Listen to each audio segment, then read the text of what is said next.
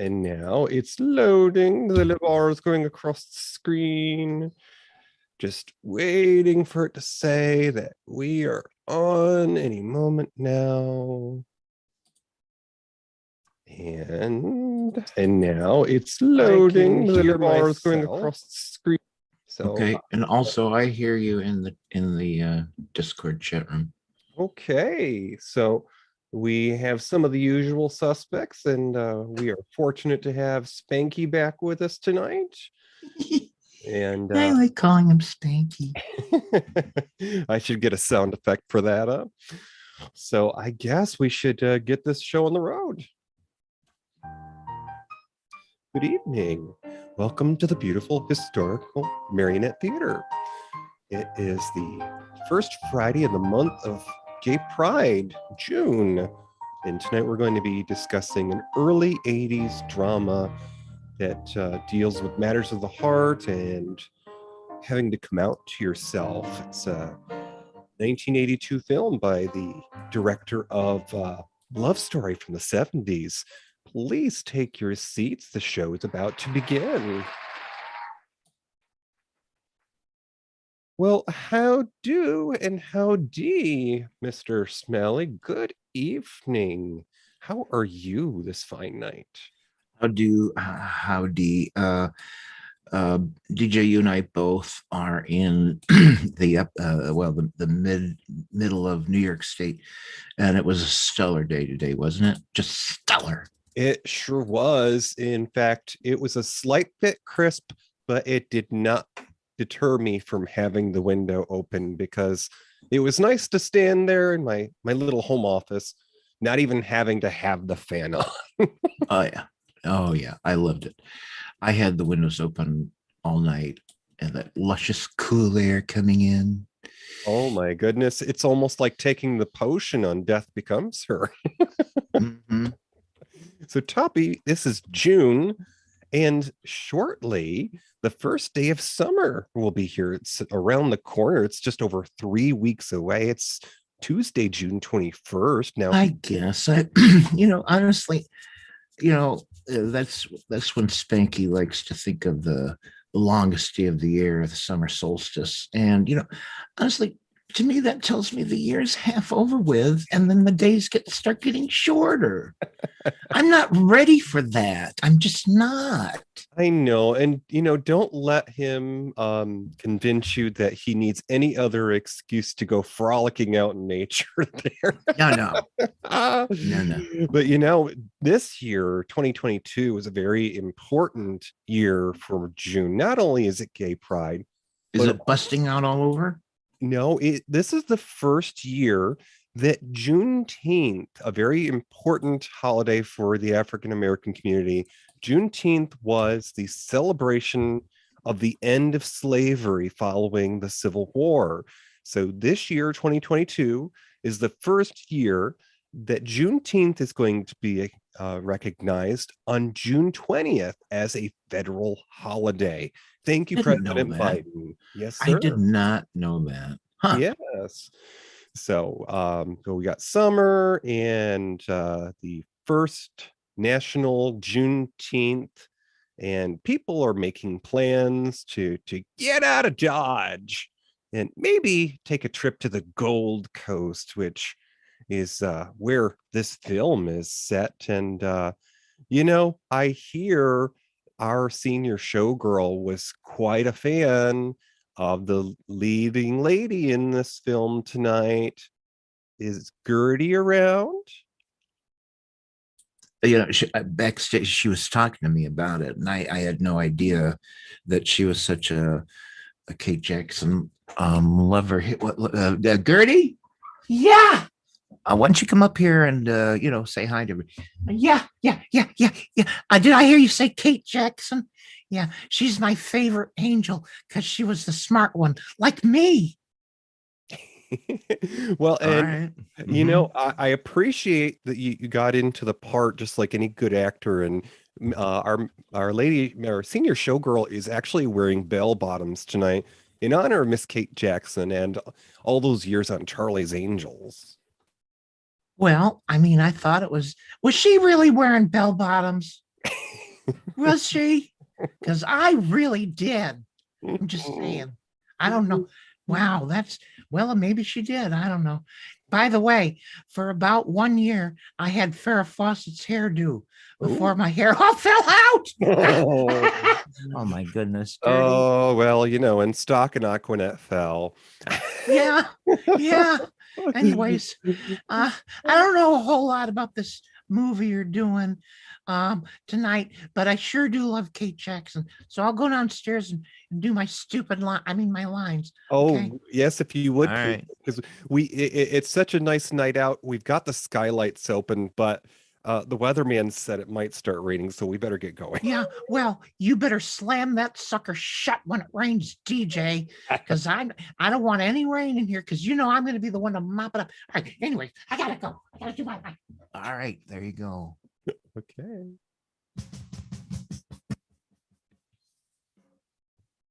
Zach is a success story amongst his contemporaries. He's a doctor with a beautiful wife. They've been happily married for nearly a decade. They've just bought a house and they want to start a family. Claire has a busy career as a television producer and has no reason to believe there's trouble at home. Until Zach starts staying late at the office and canceling out on plans. Is he having an affair? Is there another woman? We're about to learn the truth in this groundbreaking early 80s drama. Grab your favorite adult beverage and dog-ear the divorce attorney section at your yellow pages. It's time for Making Love with Michael Ontkean and Kate Jackson. There's more to love, I know, than making love. Hit it, boys. What do you get when you take a dash of the silver screen? A pinch of golden oldies? And a smidgen of screaming. It's time for Matinee Minutia with your hosts DJ and Toppie.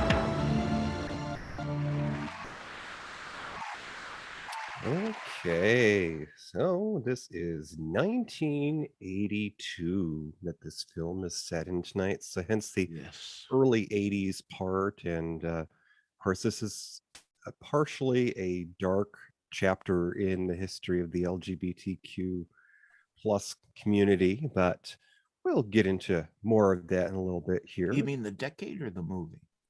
The time period. This is okay. right at the beginning of HIV and the AIDS sure was. crisis. Hey, DJ, you want to know what I want to do? Can we play the trailer right off the bat? We sure can. But before you do, I want to read. Okay, so folks, we're doing Making Love from 1982. And, well, let's just say the studio had a hard time how they were going to present this to an audience that was likely to be easily shocked. So before you saw the trailer we're about to play, I want to read the whole thing they put up before the trailer. I'm going to start at the beginning. 20th Century Fox. Oops, wait a minute.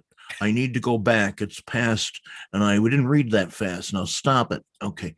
No, go back. I'm sorry. It's VHS. We'll rewind. Yeah, exactly. Okay. 20th Century Fox is proud to present, listen to this, folks, is proud to present one of the most honest and controversial films we have ever released, Making Love. We believe Making Love breaks new ground in its sensitive portrayal of a young woman executive who learns that her husband is experiencing a crisis about his sexual identity. Making Love deals openly and candidly with a delicate issue. It is not sexually explicit, but it may be too strong for some people. Making Love is bold, but gentle. We are proud of its honesty. We applaud its courage. Play the trailer. To him, she was the most beautiful woman in the world. Witty, loving, warm. To her, he was a friend she could always turn to. A lover, a husband, a man as compassionate as he was strong. Wait, don't tell me. He's not at home, not back from lunch yet, and not at the clinic. Third time this week. But there was a need in him he could no longer keep unexplored. I don't know what to do. You gotta tell me, are you in trouble? Is there another woman? Tell me about your mystery. No. How much longer are you gonna wait? We're gonna cut this out and we're gonna talk. I can handle it no matter what it is, but I cannot handle the silence. So, why don't you stay the night? I'm in love with Claire. I don't know what kind of a life I could have without her. I mean, I love her. I don't want to be without her. Jack's the only man I've ever been with. He's the only man I've ever wanted to be with. Then damn it, girl, what are you sitting here for? Damn it, girl. Making Love, a love story for the 80s. Starring Michael Ontkean, Kate Jackson, and Harry Hamlin. Okay. Part of the studio's promotion for this movie was that it was directed by Arthur Hiller, who directed a big hit. What's it called, DJ? Love Story. Love Story. Thank you. And so they wanted to say that Making Love is the love story of the 80s. That's how they tried to promote it. Mm-hmm. It didn't work. It got an R rating just simply because it had a man-on-man kiss. Well, it's that time. I get that. Yeah, that actor guy from California became president and then all hell broke loose. Oh God, that's right. That was happening then. DJ, 1982. What in the hell was happening in the world then? Oh, what wasn't? Yeah. Okay, so 1982. Here's opening a chapter, folks. Eddie Murphy made his first appearance on The Tonight Show starring Johnny Carson. Commodore 64 8-bit home computer was launched by Commodore International in Las Vegas. Yeah, baby. And good old Ma Bell, AT&T agreed to divest itself. In other words, split itself up into 22 subdivisions because they got caught with their hand in the cookie jar. Oops. All right, so Late Night with David Letterman made its debut on NBC, the Peacock Network. The first guest is Bill Murray, who 33 years later would be the last guest for David Letterman. Wow. A groundbreaking ceremony for the Vietnam Veterans Memorial is held in Washington, D.C. Oh, a decade after the chapter of history there. Yeah. 54th Academy Awards was hosted by Johnny Carson in 82. Hugh Hudson's Chariots of Fire wins Best Picture in 3 other Academy Awards. Mr. Warren Beatty, sometimes on and off love interest of Madonna, won Best Director for out of 12 nominations. And Steven Spielberg's Raiders of the Lost Ark wins 5 awards that year. Continuing on in 82, the Weather Channel first began in the U.S. That was possibly right around when we got 24-hour news then. Steven Spielberg and Tobe Hooper's horror film collaboration Poltergeist, Carol Ann, Don't Walk Into the Light, is released. Carol Ann. Larry Walters, aka Lawn Chair Larry. You might not have heard of him, but he's famous because he flew 16,000 feet above Long Beach, California, in a lawn chair with weather balloons. I think I remember that. It wasn't a UFO, it was a weather balloon. And Larry knows more about that. In September, that year. Okay. First edition of USA Today is published in September that year. And in Orlando, Florida, Walt Disney World's Epcot Center opened to the public. Just a few more things. Michael Jackson, the king of pop, he released Thriller, the biggest selling album of all time in 82. And at the University of Utah, 61-year-old retired dentist Barney Clark became the first person to receive a permanent artificial heart. All that and more in 1982. So Toppie, 82 was just long enough ago that there are a few folks in the world who've made a name for themselves. Tell us more about the celebrities that were born in 1982. Celebrity boys. Pete Buttigieg. Did I say it right? Buttigieg. Buttigieg. I never did learn how. Well, you know him. He's out LGBT American politician. Currently Secretary of Transportation. Adam Lambert, singer-songwriter from American Idol originally. Kat Von D, Mexican-born tattoo artist. Reality television star, musician and makeup artist. Danica Patrick, that lovely race car driver, breaking new ground over there in the NASCAR. Haley Atwell, she was on Agent Carter. Kelly Clarkson, another singer from American Idol. Boy, they get around. Kirsten Dunst. I loved her interview with a vampire, that little girl with the curly hair who cut it off and it would grow back. She was also in Little Women, Spider-Man, the first 3 Spider-Man movies with Toby. And she was in Hidden Figures. Jared Padalecki, Gilmore Girls and Supernatural. Elizabeth Moss, she's from Girl Interrupted and The West Wing and The Handmaid's Tale. Matt Dallas, an out LGBT actor from Kyle XY. DJ, what's that? I don't know it. It was a Fox television series about a boy that was basically like a test tube baby, and one of the gimmicks of the show was that he didn't have a belly button. Okay. Oh, all right. Anne Hathaway from The Princess Diaries and The Devil Wears Prada. Your hubby, Billy Starsage, in the chat room says, was it me or did this movie, Making Love, need more male nudity?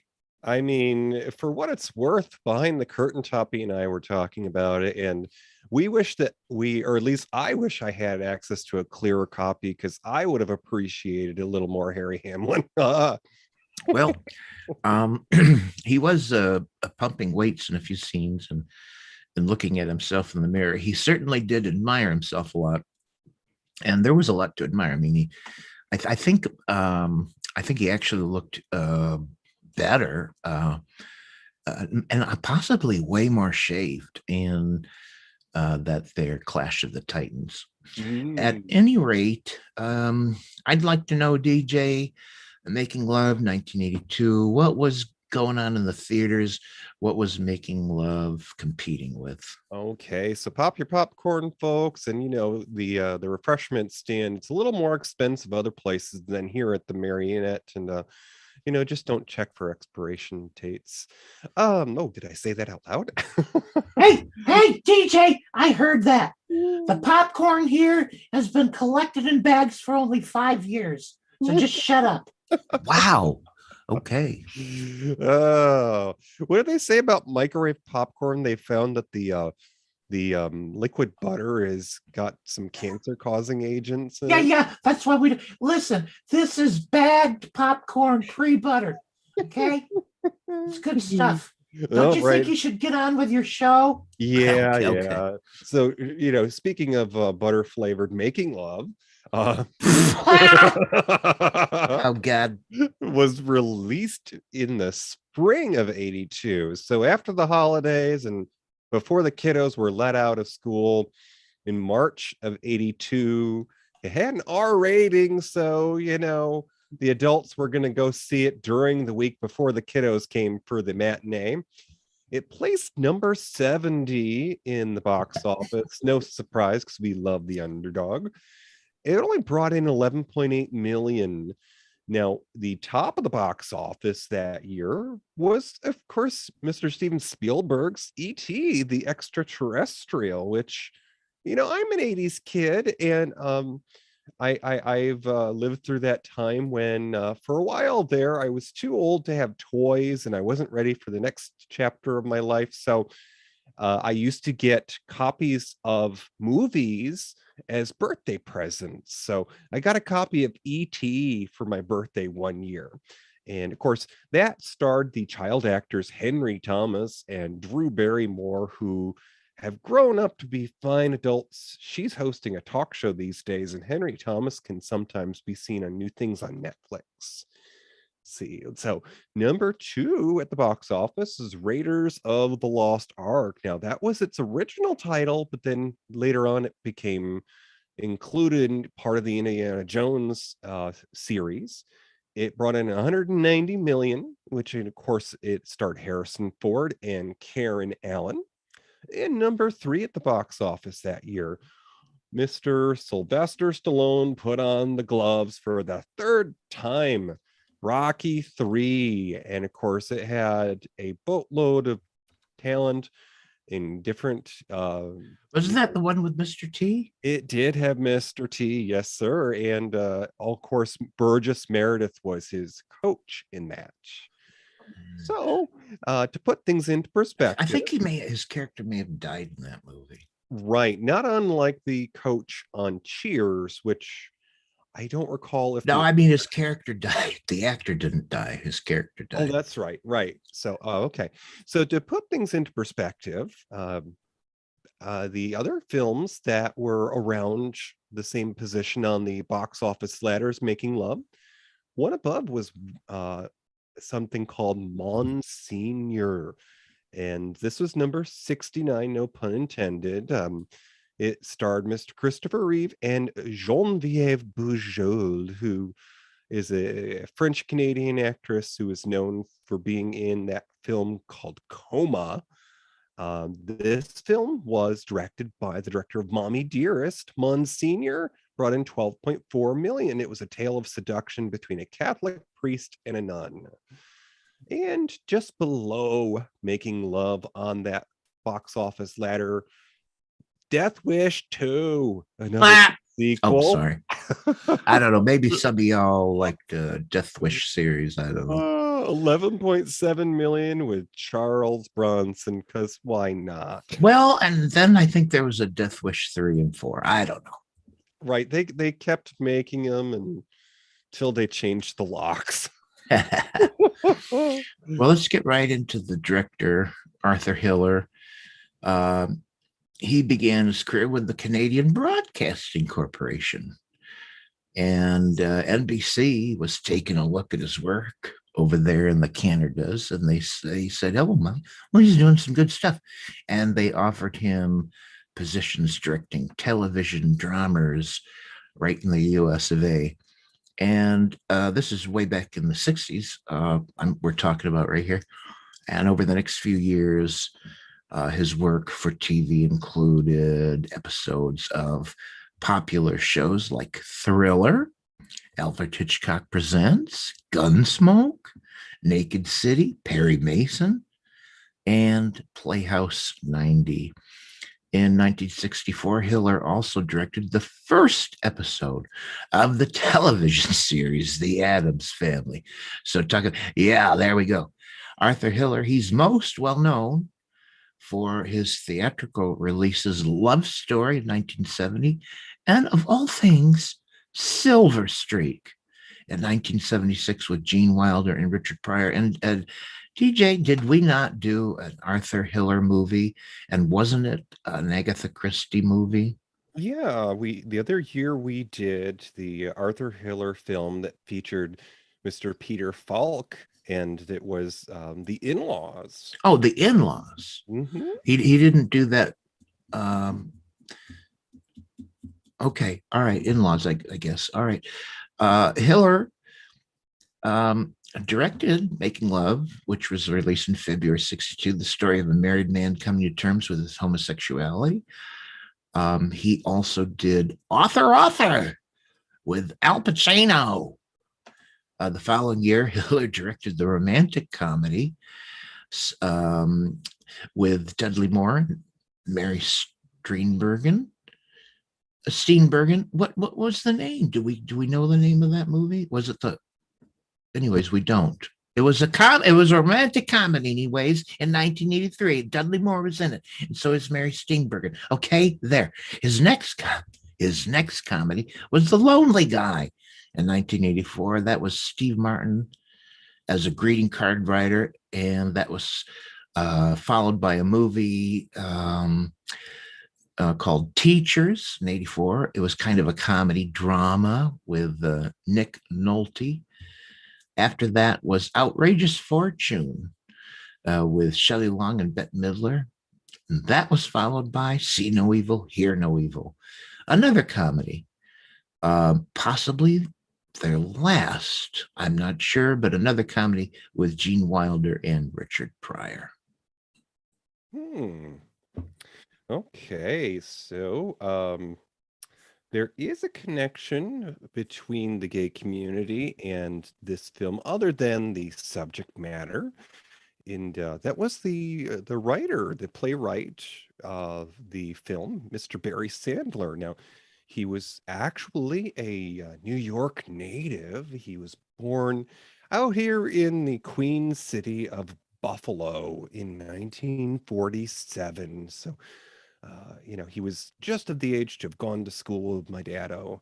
So he's an American screenwriter and film producer. His career spans several decades, and with the 80s being his most prolific, openly gay Sandler is perhaps best known for writing the 1982 film Making Love, the first mainstream Hollywood film to deal seriously with issues of homosexuality and coming out.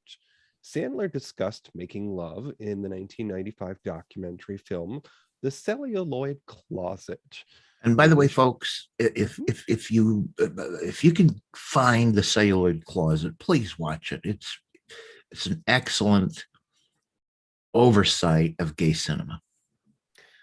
In addition to his successful writing career, Sandler also teaches screenwriting at the University of Central Florida, because I guess he moved, and serves as one artistic director to Outfest, a gay and lesbian film festival in Los Angeles. He is the recipient of the GLAAD Media Award and the Outfest 2002 Gay Pioneer Award for Courage in Artistry, and was named by the Advocate magazine as one of the most influential gay artists in America. And I'll take this next part, DJ, because we're going lengthy on this because the screenwriter Barry Sandler seems to be the only gay person involved on this whole thing. But I can tell you that the core concept of Making Love was from another writer who was a friend of Barry Sandler. And his name is Scott Berg. And he was touring and promoting a 78 biography called Max Perkins, Editor of Genius. And during the tour, he touched base with a lot of his male friends from his college days. And there was a lot of talk, apparently, of these guys who were all confiding with each other. Everyone was talking about that they were opting out of marriages for same-sex relationships. And Berg, Scott Berg, the guy that had the germ of the thought for the movie, he said, wow, I don't know, but he thought this was the next big social movement of our country. And he thought back about the Black Rights Movement and the feminist movement in the 60s and 70s. And he really thought that the next big movement is the gay movement, and it'll be in the 80s. And so Berg pitched this germ of a story based on his college friend's disclosures to his best friend, screenwriter Barry Sandler, who, like Berg, was openly gay. And Sandler is known to have said that he resisted scripting Berg's story at first, and then 6 months came and went, but he eventually agreed to collaborate with Berg. And Sandler just thought, I've always written, glossy Hollywood films. And his friend's story was just very delicate, he thought. And he also realized it was potentially explosive. And he didn't know if he was up to it. Because he felt like he had to do a lot of self-exploration himself into his own psyche, into places he'd never been before. And his friend Berg, whose avowed purpose in this story was translating the gay movement of the 80s into a film, because of the studio and because Barry Sandler, the screenwriter, if they wanted to do this, they had to change things. So instead of the gay movement of the 80s, the planned focus of the movie, Making Love, was turned into a husband and wife's love story, which it was. And they thought this was important to have a love story to interest a major studio, so they kind of needed it to be there. And finally, there was a newly appointed, this is how the movie got made, folks. There was a newly appointed president of 20th Century Fox. Now I'm going to assume that this is a man, but maybe that's my bias. I don't know. It just seems a little early to have a woman in there, but the name of this newly appointed president is Sherry Lansing. I don't know, man or woman, I'm not sure. But she greenlit the project based on an outline of Sandler's predicted screenplay. That is how this movie was made. Sherry Lansing was new, probably looking for something breakthrough, got the script from Sandler and said, okay, well, should we do it? I don't know. But they got the director, Arthur Hiller, assigned to it. And that was primarily because of his work on Love Story. And they really wanted Making Love to be a love story. So Love Story of the 1980s. And that is how this unlikely movie actually got made.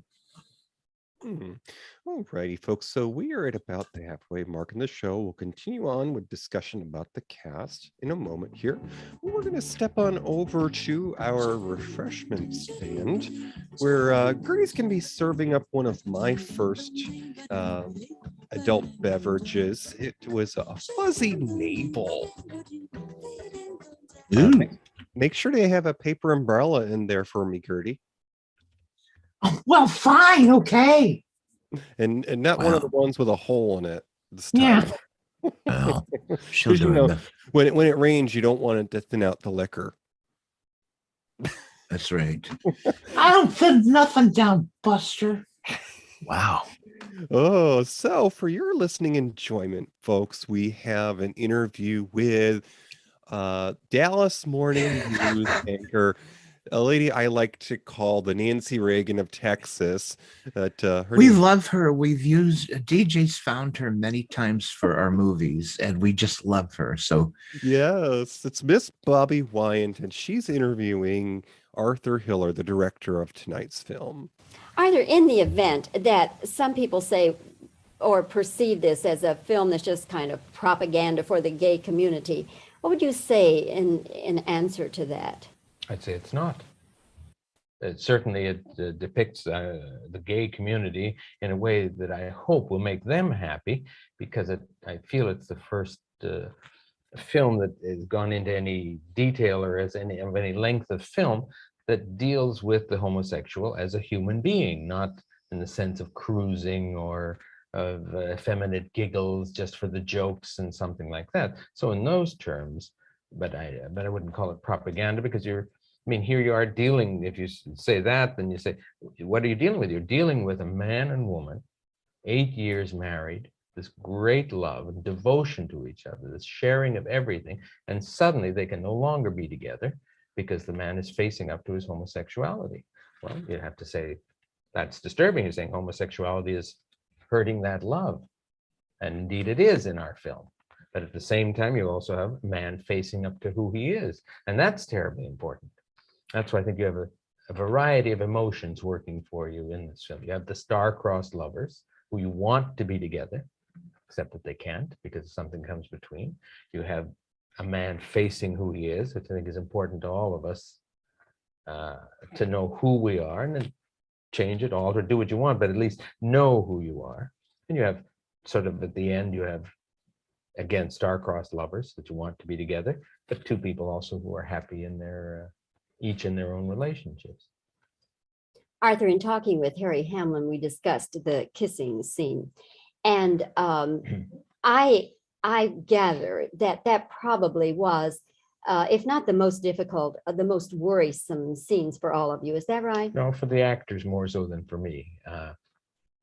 Because as the director, yes, I thought about it because I wanted to present it. And then I thought, I treated it the way I would treat a boy-girl love story in those terms. And yet I say that, and yet by the same token, obviously I was concerned. It was with people who might be disturbed, or how to get them to understand it without letting their prejudices immediately stop them. The initial kissing is staged a particular way. The set is built to make that staging work right. It's lit. It's done all with intent, but not for the audience to feel that kind of intent. I think probably for the actors, more difficult because they're doing something that they have not done before, and something that they may feel in career terms, which is why both of them were resistant to playing in the movie. We had to cajole and to encourage and to try and bring them to understanding, because they were afraid that perhaps Hollywood would look upon them as only good in gay movies, or that the audience might perceive of them only as gay.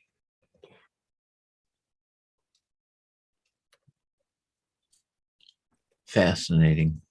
And clicky, and we are back. Okay. So, as you might imagine, there was a troupe, as it were, of folks, a boat of cast, or talent rather, that came together to bring us this film, who made it possible for it to make this silver screen. So I'm going to go ahead and start telling you about the leading man in the film Making Love, Mr. Michael Ontkean. Now, he was born on the west coast of Canada, the Vancouver, British Columbia. His character was Zach in Making Love. He was the husband, the doctor, and he grew up playing hockey and won a scholarship from the University of New Hampshire on the opposite coast. In the 70s, he moved to Los Angeles to become an actor. Making Love was actually his 8th film, so he's no stranger to the bright lights and the cameras. Ontkean starred in Willie and Phil in 1980. And this was a film with Margot Kidder and Lawrence Fishburne.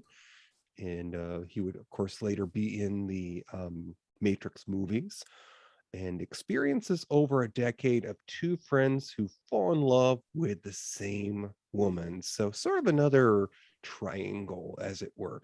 His film after was Just the Way You Are in 84. So this is after Making Love, and it had television star Christy Mcnichol.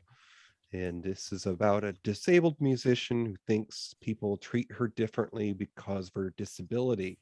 So she goes to a ski resort with her leg in a cast to test the theory. Ontkean would star in 4 films over the next 5 years since Making Love. In 88, he would star opposite Neil Patrick Harris in the aspiring child actor then first film, Clara's Heart, which starred Whoopi Goldberg. And also, oh, I'm sorry, he played the dad in this film. Yes.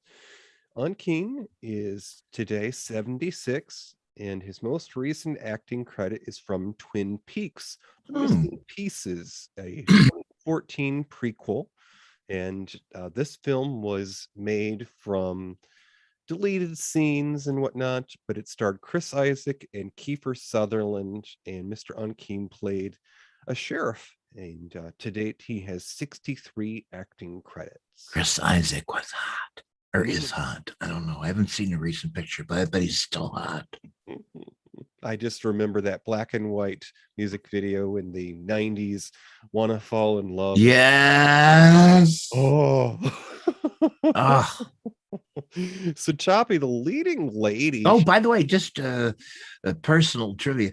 I got to see him in concert live because he was double billing with the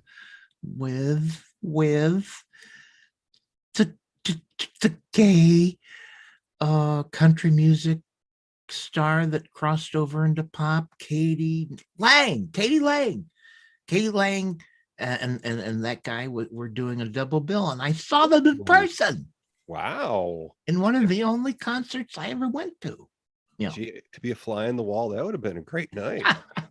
It was a great concert, as I recall. Did you? I'm sorry. Did you finish? Well, I was just nudging you slightly. We've got a leading lady who's no stranger to the small screen. Okay, listen, I'm glad you took the male lead, Michael Ontkean, because I got Kate Jackson. You know why I'm happy about that, DJ? Did you used to dress up as her in the 70s? No, I didn't. But when she was fresh out of acting school or wherever she went, her first role ever was on My Dark Shadows, the 1960s daily soap opera that made spooky fun. And she was in the last 2 years, I think. Anyways, Kate Jackson, born in Alabama, famously lost her Alabama accent, but I mean, she still got it back whenever she went back home. That was her early career. Dark Shadows. Making Love was her fifth film. Just prior to that, she did Dirty Tricks with Elliot Gould and Rich Little. Okay. That was about a Harvard student finds a letter that seems to be signed by George Washington, but goes missing, as do those who handle it afterward. You know what? I like that. I want to see it. That was her first feature film after 3 seasons on Charlie's Angels, which, pretty much blew her and all the other angels into the public consciousness from 76 to 79. So after doing Making Love in 82, which, okay, for all intents and purposes, for better or worse, Making Love kind of dumped the movie career of all involved. I mean, I'm sorry, but it kind of did. It was such an abysmal failure, and in terms of box office, but also critical. It just didn't. We're all for it here. I just want you to know. But in real life, unfortunately, Making Love kind of sidetracked everybody's career for quite some time. But Jackson sprung back a year later as in the lead role of CBS's Scarecrow and Mrs. King. And that ran 4 seasons. And if that's not a success, I don't know what is. She later appeared in Loverboy. That was a movie with Christy Alley and Patrick Dempsey. But after that, she primarily worked in television. She starred in 9 TV movies over the next 5 years. She was a big made-for-TV movie actress. And And she worked with actors like Ricky Schroeder, Kenneth Welsh, as well as Bruce Greenwood and Ron Perlman. She worked with a lot of people in her TV movie career, and she's gone on to do other things. And she's got about 58 acting credits. And lately, probably the most recent thing you might have seen her on was on an episode of Criminal Minds in 2007. Currently, she is 74 years and looking lovely. Okay, so now we go on to Mr. Joy Boy, Mr. Rent Boy, maybe? Because, I mean, the doctor did drive down a dark alley at one point in the film. Spoiler. Harry Hamlin, and I'm forgetting, he played Bart. Yeah. And Mr. Hamlin is born in California, out there on the Gold Coast. He's a Yale graduate. He's got some smarts as well as some looks, folks. And he's got degrees in psychology and drama. His father was an astrophysicist. Now, I mean, can you imagine being the person that goes on a date with Mr. Hamlin, and you're going to meet the parents and you find out his dad worked at NASA? Well, wait a minute. I have a similar experience, DJ, because when I go to Maryland with your friend Janet, her the wife, kind of has a super secret NASA giant super secret incredibly smart guy job, right? Am I crazy? Well, you know, my friend Marin there once told me that she has an FBI file only because a member of her family applied for a job in aerospace. Right. They just want to make sure that all your nuts and bolts are tightened. But anyways, Mr. Hamlin's father is an astrophysicist. Not only any astrophysicist, but he helped design NASA's Saturn V rocket. You know, the vehicle that got us to the moon? Yeah. Oy. Saturn V, also a movie with Kirk Douglas and Farrah Fawcett. I mean, I'm sure that Mr. Hamlin's papa has passed by now, but I would go out on a date with Harry Hamlin just to get his dad's autograph. Okay, so Harry Hamlin is best known for his portrayal of the role of Perseus in Clash of the Titans. You know, that's that. I play around with the best known for, but certainly in terms of that time, that was his biggest deal. Clash of the Titans. But I think where he really made his mark was in L.A. Law.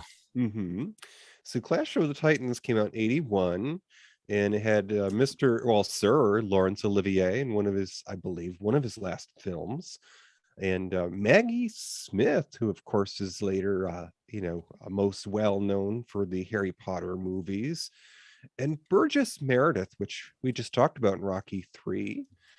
Making Love was Harry Hamlin's third film, and the film after was called Blue Skies Again in 1983, and starred Mimi Rogers, who would later on become the new Mrs. Robinson in the 1990s Lost in Space film.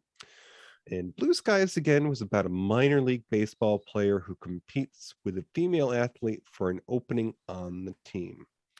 What kind of opening? Oh, I'm sorry. Oh dear, why did I say that? I don't know. Gertie, I think, has been I don't know, touching up your drink there. Hamlin has mostly worked in television and appeared in 4 TV series over the next 5 years. In 1986, he was cast in the aforementioned L.A. Law as Michael Cusack. Yeah, he was very, very appealing on that show. This ran from 1986 to 1991, and in 2004, he had a series of a dozen episodes of recurring guest appearances on the then UPN, later CW series, Veronica Mars. And it was a show about a girl who was investigating disappearances in a small town. So In 2011, Hamlin was a recurring guest on Lifetime's Army Wives. Lifetime. Oh, I'm sorry. Yes, I'm surprised he didn't get Kate Jackson some work. Okay, we know Kate, even though I don't have her filmography in front of me, we know Kate Jackson did Lifetime movies of the week. Her and Linda Hamilton. So let's see, Army Wives for 8 episodes. In 2014, he would join the 6th season of AMC's period show MatMin, which is a drama about one of New York's most prestigious ad agencies at the beginning of the 60s. In more recent years, Hamlin has appeared in 8 TV shows in the past 5 years and currently has 2 in post-production to be released later this year. Hamlin is this year 81, and today. Oh no, that's ridiculous. And he has 92 acting credits. So, 81. Yes, Mr. Hamlin is following Mr. Sean Connery's footsteps. He's going to be paying the bills for quite some time. All right. Well, listen, I wanted to give you some interesting trivia, because you know how when they're casting movies, you know, they may start with one person or another, and then, well, it trickles down. It trickles down and down. Well, they had a real problem with Making Love because a lot of the people they pitched the movie to just didn't want to be in it. And some of those people would be Michael Douglas. They wanted him to be Zach. And he passed because he read the script and he just wasn't very satisfied with it. And they did a rewrite to please him. Now, wait a minute. Wasn't Mike Douglas also in that that Greek Roman period movie Spartacus? No. That was his father. That was okay. Kirk Douglas. Yeah. Anyways, they did a rewrite to please Michael Douglas in hopes of getting him as Zach. And then he read it and he said, "I'm sorry, I still don't like it." So he passed again. Another actor they courted to play Zach, Tom Berenger. And well, he passed because of a scheduling conflict, supposedly. I don't know. They also asked Harrison Ford. They also asked William Hurt. They also asked Peter Strauss. Okay, have they not seen what was it, what's the name of the movie with Diane Keaton, Mr. Goodbar? Did they not ask Richard Gere? Richard Gere. Why wasn't Richard Gere asked? Anyways, they all passed. And Arthur Hiller, the director, confided in someone. He said, well, most actors we approached to star in Making Love just advised him not to even consider them. So you might actually have some admiration for Harry Hamlin for taking this role. I think there's something there to admire. I mean,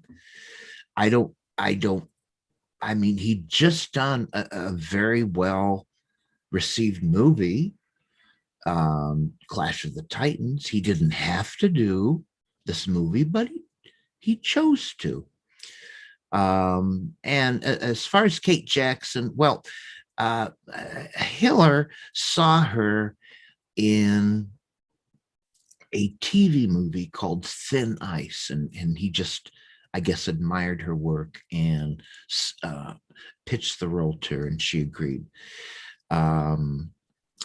So there you go. That's just, the making of a movie, and, Harrison Ford, William Hurt, Tom Berenger, Peter Strauss, they all said, no.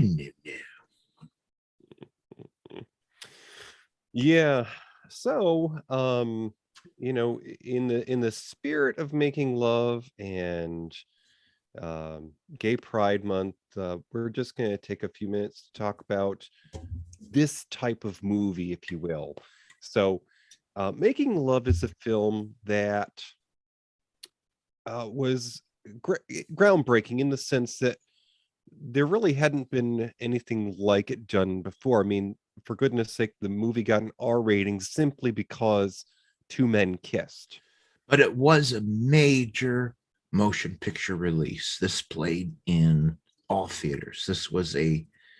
It was groundbreaking in many ways, and we shouldn't forget that. No matter what we think about the movie, we shouldn't forget that it really was groundbreaking. Mm-hmm.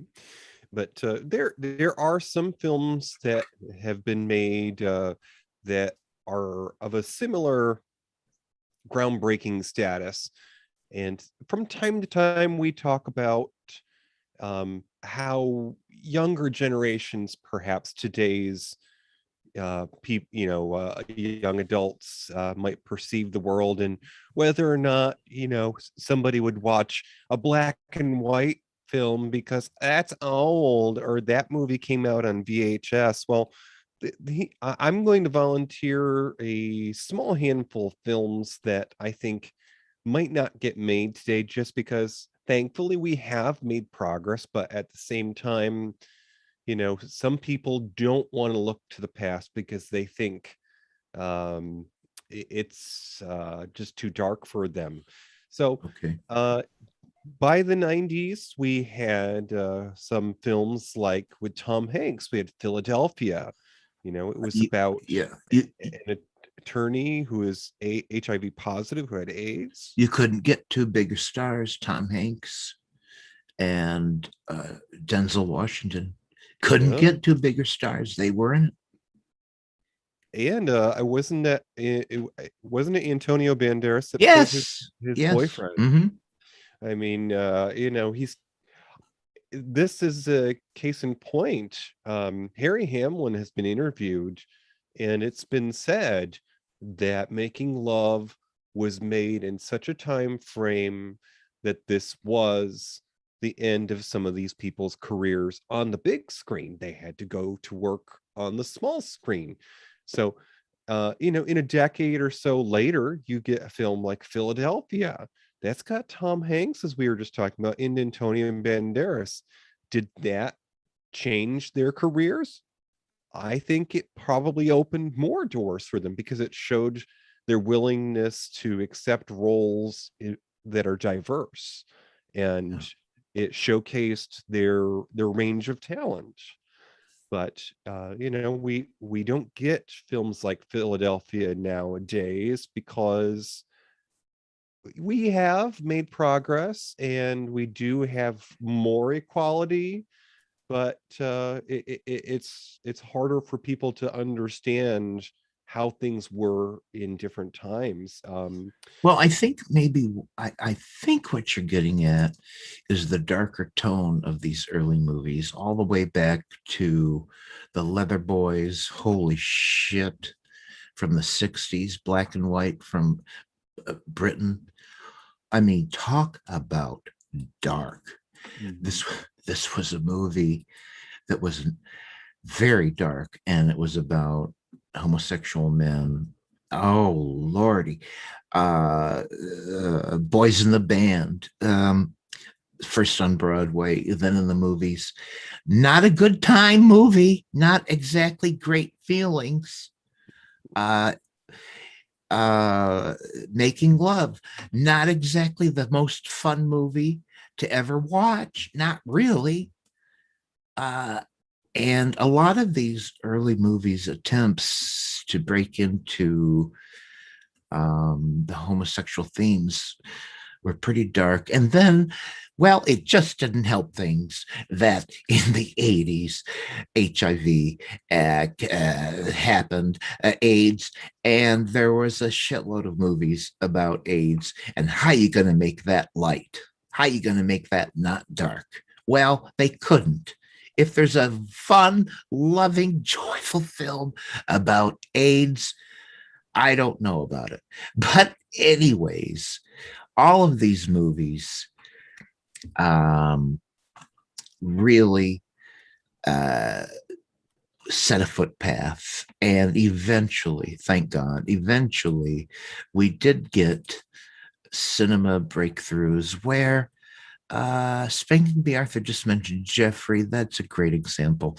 There were many that eventually came out that were fun, frivolous, joyful, and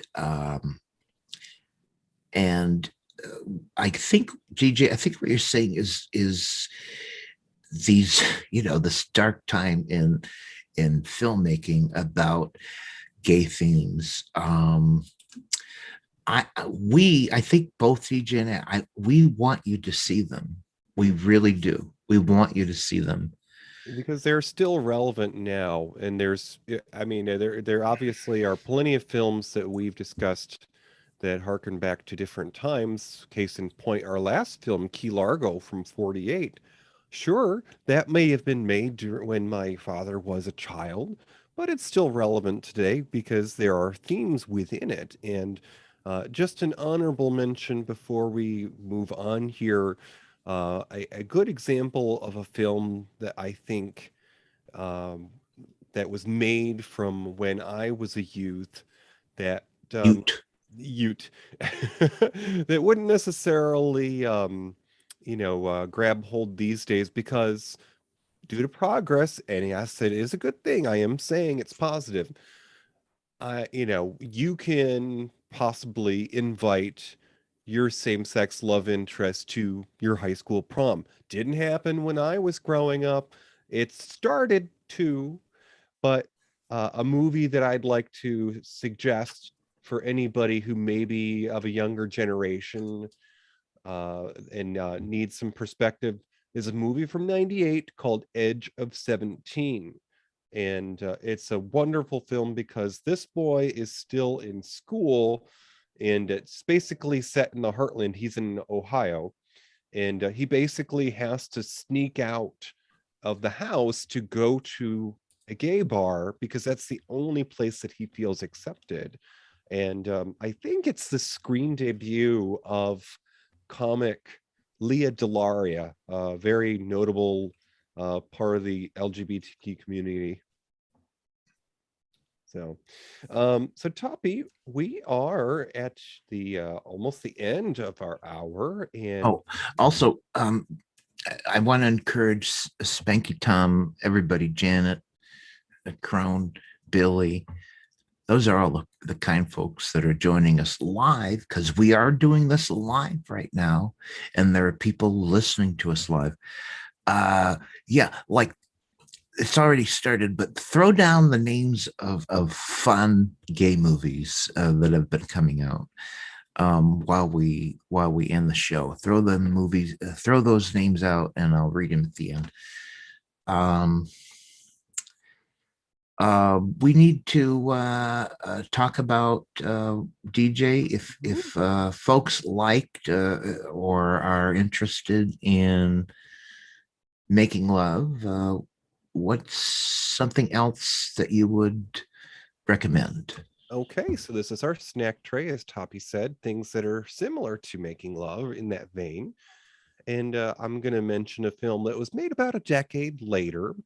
And this starred up-and-coming actor Jim Carrey, of course, who got his start on In Living Color on Fox, and has James Sicking, who was an actor from Hill Street Blues, and he was the father from Doogie Howser. And here's a Star Trek connection for you. He was the first captain of the Excelsior before Sulu in Star Trek 3. So, it always comes back to Star Trek.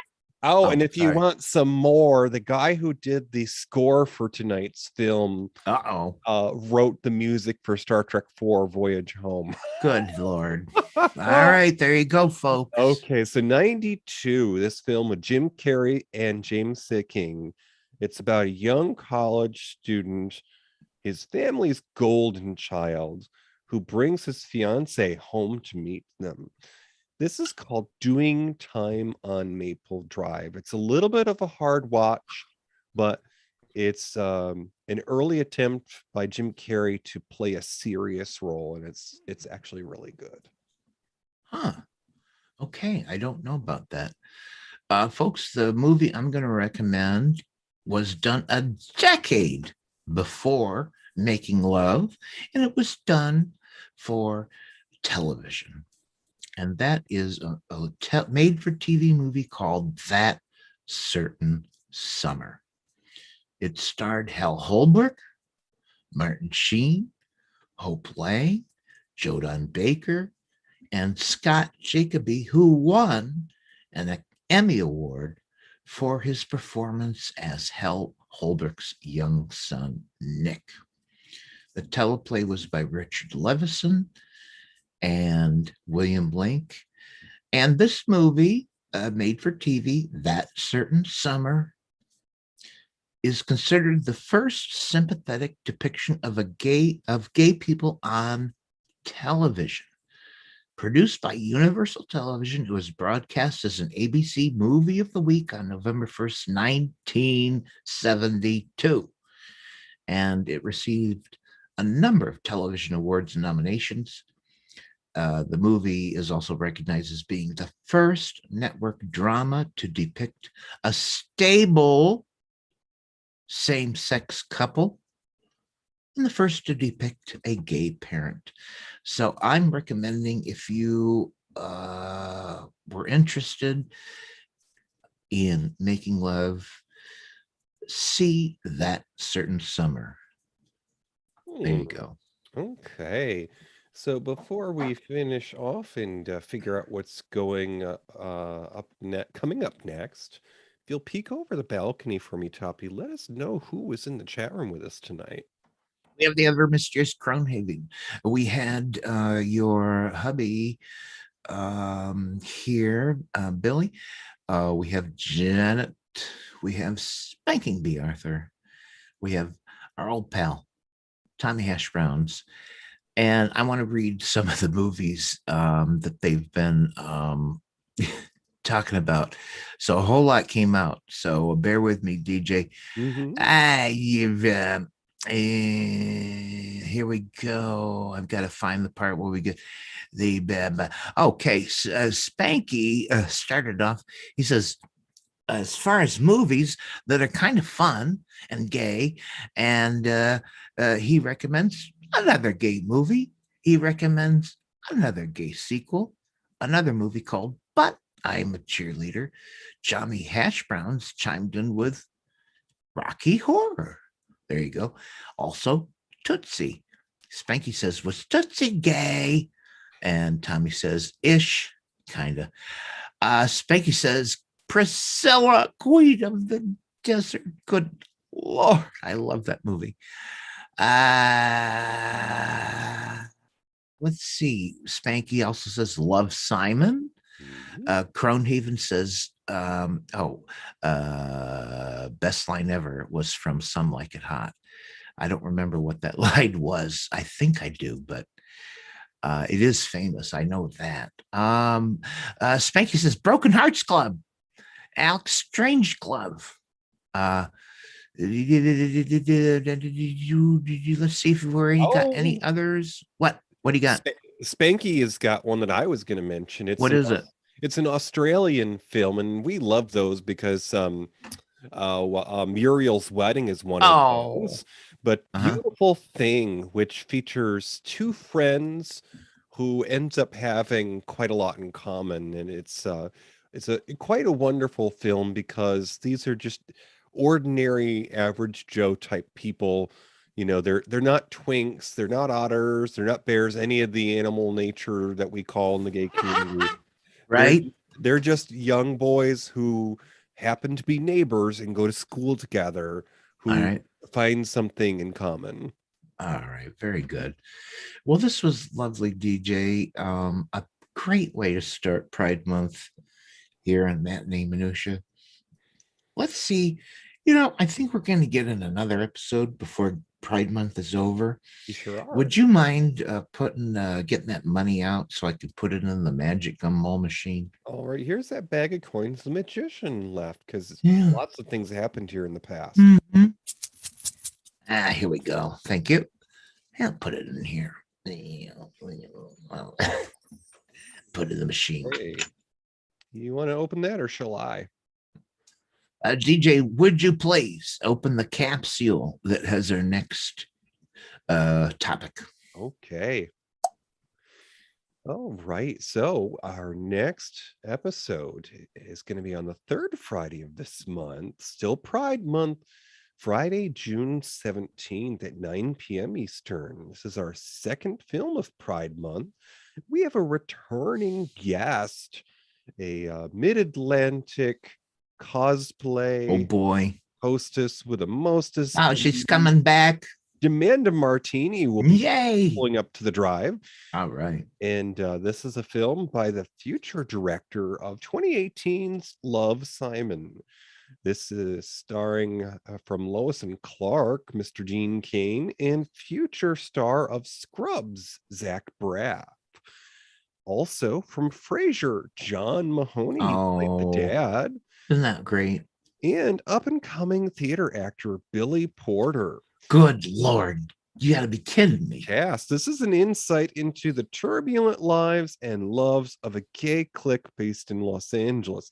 Next time, we're going to be discussing with D'Manda Martini the Broken Hearts Club right here on Matinee Minutia. Oh, fabulous. Do we know what was the year Broken Hearts Club came out? I'd like to know. I think that was 90s, but I will go ahead and yeah, let's find out before we go. and wires here. Let's see. Broken Hearts Club came out exactly in 2000. Okay, all right. This will be new to me. I have not seen it, so I'm looking forward to it. And folks, you don't want to miss D'Manda Martini. She's a bit of a sensation every time she visits here. It's a party every time we discuss a B movie, and I think in another life, D'Manda had a public access show. All right. This was a great one, DJ. Thanks for joining me. Yes, sir. And if you would do us the honor, sir, say good night in the ways of the old days of radio. Good night in the old days of radio. Who's on first? I don't know. Thank you for listening to Matinee Minutia. Our show streams live on the first and third Friday of the month. Go to univazpods.net, click the tower for streaming audio. Enter Discord for our chat room.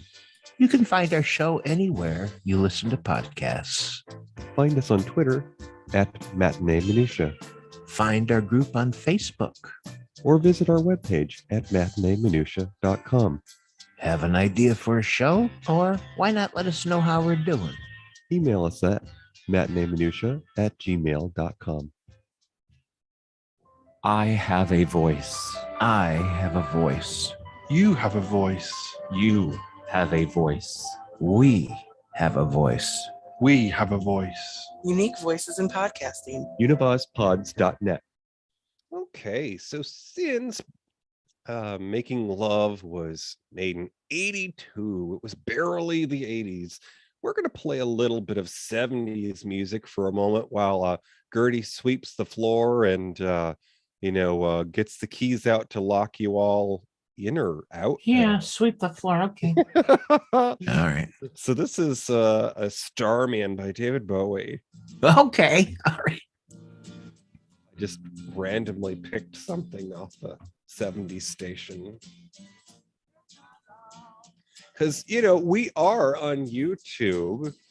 And if you go to matineeminutia.com and click on the YouTube icon there, you can see all of our past episodes, just like reruns of your favorite sitcom. Kind of. This is probably off of that same album as Ground Control to Major Tom. Major Tom, I think is the song. Probably. I don't know, but probably. Do you know that they have, I think, well, it obviously has to be a remake, but there's a famous movie that Bowie was in called The Man Who Fell to Earth. Yeah. There's a remake of it being made, I think it's a series on Amazon. And I think that Kate Mulgrew is involved, although I think that it's possibly just as a narrator. Okay. Let me see now. Spanky says, Toppie, I took all my old AOL chat room waves and made one long audio. Oh my God. Spanky. Are you freaking kidding me? We have got to hear that. We have got to hear that. So Mr. Starman's going to go away in a sec here. Okay, and let me go ahead and end us on the YouTube.